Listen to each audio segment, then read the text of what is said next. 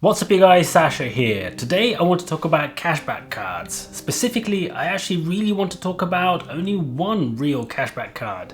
The reason I only want to talk about the one is because it's the last one left in the UK, pretty much. There's only really one cashback card that you can go and get today that pays you any reasonable amount of cashback.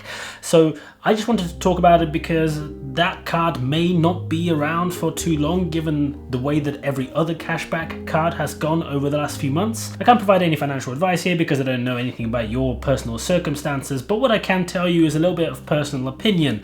And if we're going to be talking about my personal opinion, let's go a little bit back. I remember, I think it was about 14 or 15 years ago, I was working in Capital One. And at that point, we were working on a cashback card that was already a market leading proposition. It was paying, I think it was 3% cashback. Don't settle for a big fat nothing. Switch to Capital One's new cashback card. And that card at that time was moving from 3% to 5% in order to entice even more customers to go and take it out. So that was a very, very different time. This was actually before the last financial crisis, let alone the financial crisis that's going on right now.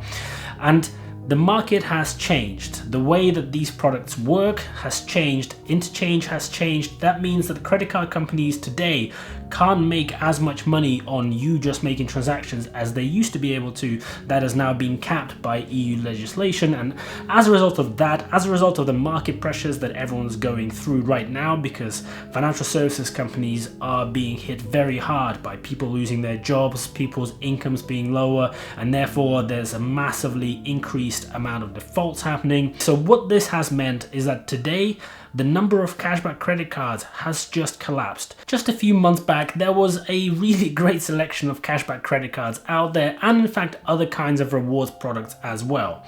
Right now, there's only really one, and by one I really mean two, although they're very, very similar cards by exactly the same provider, and that's American Express. Now this is very confusing for a lot of people, and I see a lot of people asking this question, and that is, why are there two American Express cashback cards that are almost identical? They're called the American Express Platinum Everyday Credit Card and the American Express Cashback Credit Card. And in fact, they actually are very, very similar. Let me just walk you through exactly what they are, and let me then tell you exactly what they do. Now first, the Platinum Everyday Card is the one without the fee, and this is the credit card that everybody recommends. Everybody says, well, you don't have to pay the £25 annual fee. Therefore, this card is the better one to get out of the two. What it does is it pays you 5% cashback up to £100 total for spend over the first 3 months. So that means in the first 3 months, if you go and spend at least £2,000 on that credit card, so if you put all your bills, all your shopping, everything, whatever, insurance payments, anything else where you can go and spend on your American Express credit card, you'll be able to get £100 cashback. After that, you get to earn 0.5% cashback on the first £5,000. That's on top of the original 2,000 that you've already spent to get the 100, and anything above that will earn 1% cashback. So that's not too bad. That's actually pretty good, especially given the other products have all left the market. That is actually an incredible offer.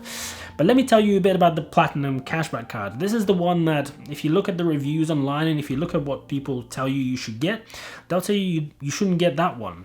They tell you that the fee doesn't make it worthwhile. So the fee on this card is £25 per year, and what it gives you is a slightly different offer in terms of the percentages. So for the first 3 months, if you spend up to £2,500, you will get 5% cashback on that amount. For any amount beyond that, you'll actually earn 1% for the first 10,000, and then you'll earn 1.25% for anything above the 10,000 mark.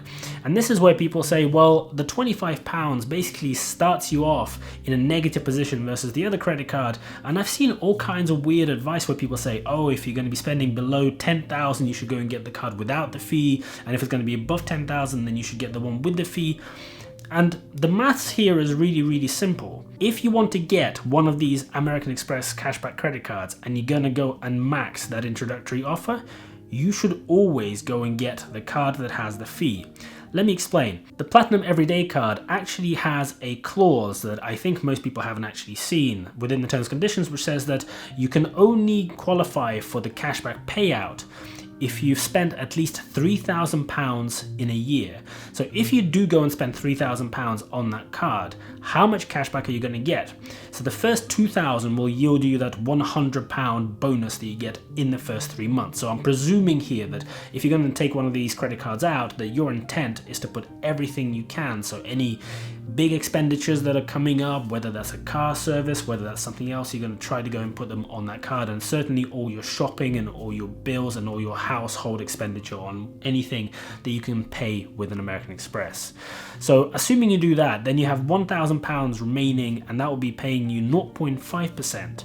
So 0.5% on £1,000 is £5. So that means the total amount that you're going to be getting from that card for a £3,000 spend is £105.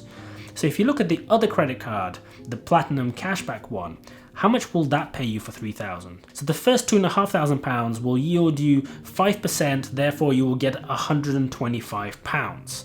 Then you will also have another £500 which will yield you 1% cashback, so that's another £5 on top. But then when you subtract the £25 fee that you've had to pay, you have earned exactly the same £105. So if you're going to be earning anything more than that, then on the Platinum Cashback credit card, you will now be earning 1% for every incremental pound that you spend. Whereas in the Platinum Everyday card, you'll only be earning 0.5%. So if you're planning to spend less than £3,000, then the Platinum Everyday card will not pay you anything anyway. And if you're planning to spend more, then in every single circumstance, you will actually earn more by using the Platinum Cashback credit card rather than the Platinum Everyday credit card. Now, for the sake of transparency, let's quickly mention the other cashback credit cards that still exist in the market. There are 3. First, the Santander All-in-One credit card. That offers you 0.5% cashback, but you have to pay a £3 per month fee. And that means that you need to go and spend £600 per month just to break even on the cashback. So you're only actually earning money rather than losing money on any spend above £600. So for the average person, that's probably a relatively steep ask, because you're probably only going to be making very, very, very small amounts of cashback compared to those Amex credit cards. The next one is RBS Reward, and that gives you 1% on spend in supermarkets, which is decent, but only 0.25% on spend elsewhere. That actually comes with a £24 per year fee, which is equivalent to £2 a month. So again, if you do the maths, you're actually probably going to be making a very, very small amount of cashback after you account for that £2 fee that you're going to have to be paying for the privilege of getting access to the cashback. The last one on my list is Barclaycard Rewards, that is still kicking about and still there. There's no fee, but you're only going to be earning 0.25% cashback. So that's not a very large amount of money. Per £100 that you're going to be spending on that card, you're only going to get 25p in cashback. It's almost not worth even bothering to go and spend your time doing the application, because you're not ever going to earn any money that will be actually worth the time it took you to fill in that application in the first place. Just a couple of really simple pointers for people who maybe previously haven't used cashback credit cards or are just not quite sure. You only get paid cashback on normal retail spend. So that's basic everyday normal spending that you will do on your credit card. You will not get cashback for things like doing balance transfers, money transfers, or withdrawing cash. So don't expect to be paid for doing those types of things. It's only whenever you're paying for something in a shop or online using your credit card. The other thing to remember is that American Express is very widely accepted, and most big supermarkets, big stores, lots of big online shops will accept it, and you can pay through PayPal by using that card as well. There's lots of different ways that you can go and spend using that credit card, but there's still a number of different places which won't accept it. There's a lot of very small retailers who choose not to accept American Express, and some big ones as well. They do vary. Sometimes they begin accepting it, sometimes they stop accepting it. The reason they don't is because American Express is legally allowed to charge the retailers a much higher amount of money for processing the transaction than Visa or MasterCard.